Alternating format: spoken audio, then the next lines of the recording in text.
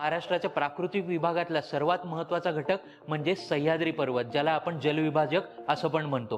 मग ह्याच्या पूर्व पश्चिम पसरलेल्या रांगांवर आयोग आपल्याला कॉन्स्टंटली प्रश्न विचारत असतं. मग या रांगा कुठल्या कुठल्या? उत्तरेकडून दक्षिणेकडे आपण बघत येऊ. मग पहिली कुठली? तर सातपुडा पर्वत, त्याच्यानंतर सातमाळा अजिंठा पर्वत, त्याच्यानंतर हरिश्चंद्र बालाघाट पर्वत आणि सरते शेवटी आपला शंभू महादेव पर्वत. आयोग ह्याच्यात आपल्याला काय विचारत असतं? तर हे दोन पर्वत आणि त्याच्यातून वाहणारी एखादी नदी विचारत असतं. मग सर्वात वरती नर्मदा नदी, त्याच्यानंतर सातपुडा पर्वतरांग, मग तापी नदी, त्याच्यानंतर सातमाळा अजिंठा डोंगर रांग आपण बघतो आणि त्याच्यानंतर येते आपली गोदावरी नदी.